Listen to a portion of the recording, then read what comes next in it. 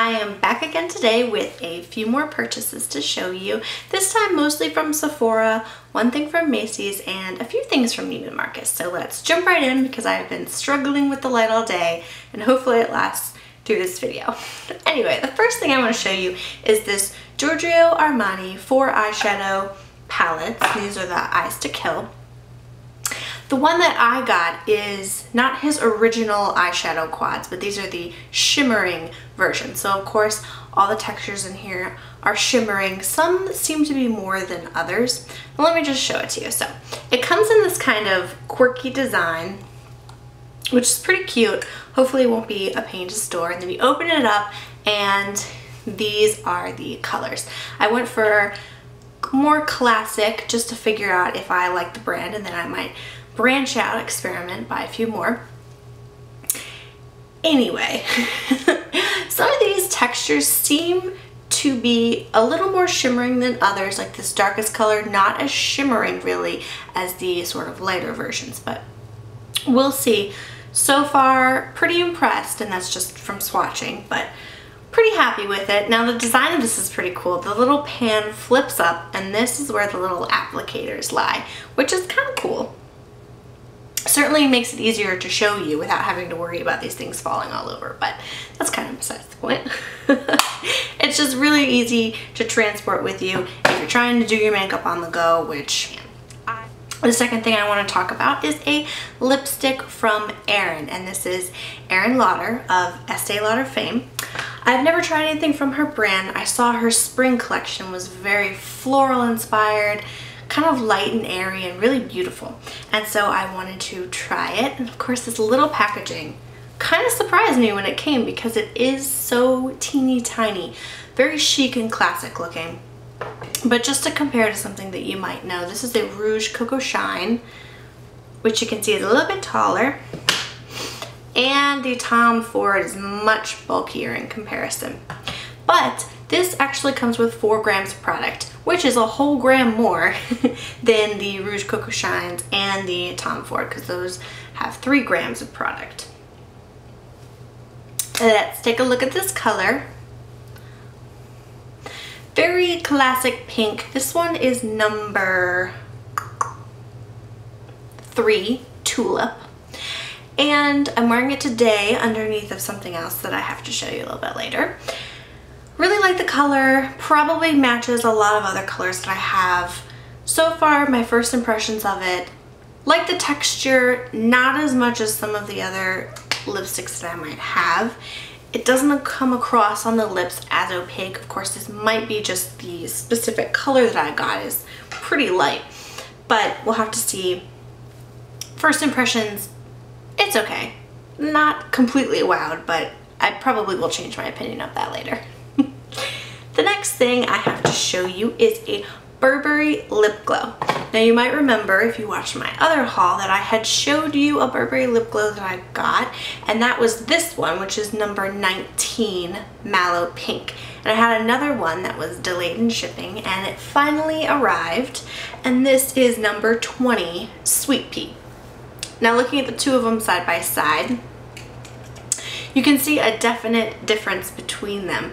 The Mallow Pink is more orangey, slight orangier looking, almost like a light orange red coming across. Certainly on the lips it comes across a little bit more like that. This is no doubt an electric blue based pink. It is bright, perfect for spring, very excited to wear it, and I love it. I'm in love with it. I just like staring at it, but of course you don't buy things just to stare at how pretty they are in their packaging, but that doesn't hurt at all.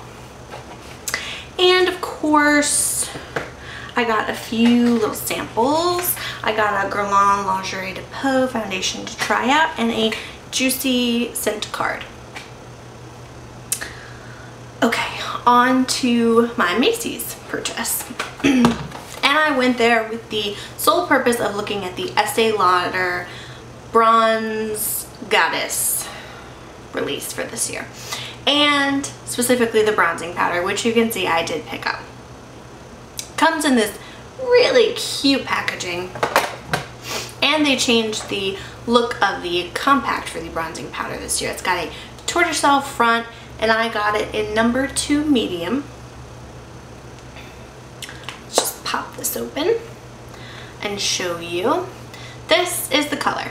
It might look a little scary in the pan, perhaps a little dark, but really it comes across not as dark. In fact, I'm wearing it today, so if you think I look overly bronzed, then let me know. But I really think that it blends in with the skin tone really well. You can certainly amp it up a lot more for summer once you get more tan, but right now coming in from winter, I'm pretty pale still, and it still works out pretty nicely. This one, of course, has a few bits of shimmer in it, and I just want to compare it to a couple other bronzers that you might be familiar with, just to, you know, sort of give you an idea. This is Tarte Amazonian Clay Matte Waterproof Bronzer in Park Avenue Princess. You can see that this is teeny tiny in comparison to how much product you are getting in this. This is actually 21 grams, which might take you forever to go through because I have had this one for a year and it is not going anywhere. It's got quite a dent in it, and I'm ready to move on from it because this one, while it doesn't specifically come across orange on your face, it kind of leans a little more that way, and I have much more of a pink tone to my skin. I'd prefer a pinker, almost sunburnt bronzer.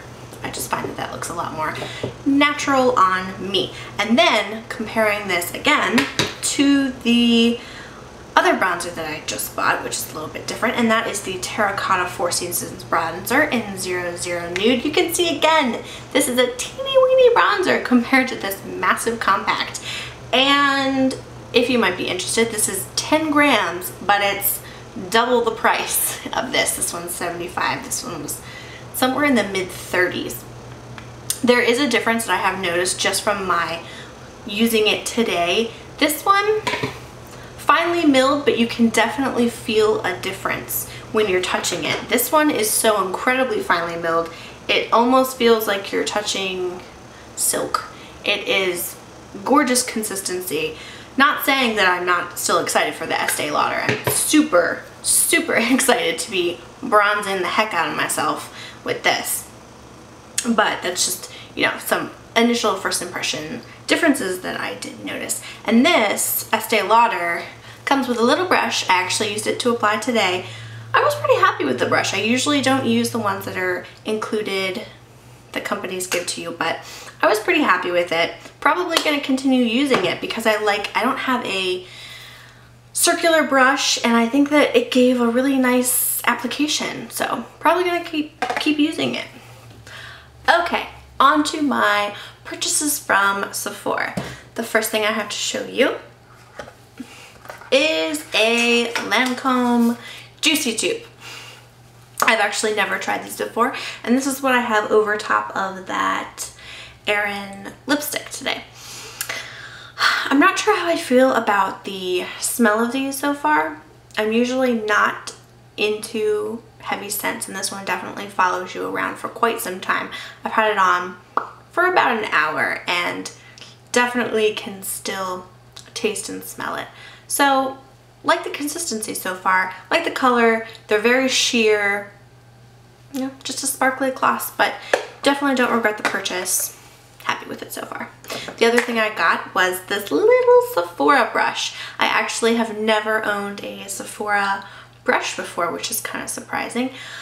I thought I would try this. It's a cream eyeshadow brush. I noticed the other day I was trying to blend out some of my cream eyeshadows, and I didn't really have a brush that I was 100% satisfied with that. The next thing I have to show you is an kind of jumping on the bandwagon of the Hourglass Ambient lighting powders, and of course what you need to use that with is the brush. So I have the brush. It comes with a little pouch, and like the feel of it.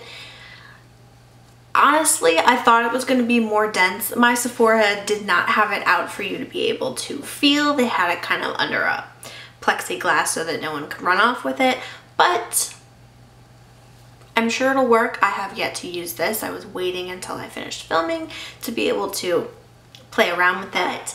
Thought thought this was going to be more dense. Not sure if I'm going to like it with other products. Basically what I'm trying to say. And to go along with that, I got the Ambient Lighting Powder. And I really toyed around with a lot of the different colors that they had. I went back and forth between Mood and Dim. I ended up coming home with Mood. Don't regret it. Definitely love the pink tone that this had in it. I was really... Mood and Dim are very close, except for this obviously has more pink in it, which I kind of was going for. And they're just so close that I really was having a problem picking between them. And of course in the pan they all look, you know, significantly different, but when you actually put them on your hands, there's not as much of a difference between them. So I'm sure I'll like it. This packaging is a lot bulkier than I was expecting. I mean, this thing is solid, but you know, you make room for things that you're excited to try. I went to Sephora with the intention of needing an eye primer, and I decided to try out the Makeup Forever eye primer. I've never tried them before, and so I just figured this one, I'll give it a try. It probably will be very similar to all the other eyeshadow primers because they all kind of, I mean, they're not there to look like something on your eye. They're just there to keep your shadow in place. We'll see. Probably gonna like it. And the next thing I got was, I was lured in by Bobbi Brown. I have a few eyeshadows that I never use because, in all honesty, they do not come across as pigmented as a lot of my other eyeshadows. They are more dry. I'm just not a fan, but I decided to give it a try because I swatched this in the store and it was calling my name. It's definitely a Beth color. This is number 5, Eggplant, and it's a beautiful deep purple. It's just very me. This color is just so me, so I had to have it. We'll see. I'm sure it'll be good. The one that I swatched in the store came across very pigmented, and I think that's probably because a lot of people already had their little fingers in it. They just seem so much drier when you get them home and not as nice and textured. I don't know. So while I was standing there at the Bobbi Brown section, I have never really been lured in by these Shimmer Brick compacts, but I was this time. And I got one and I was, you know, swatching them. They all come across very shimmery, very pretty. I decided to get the pink Quartz color.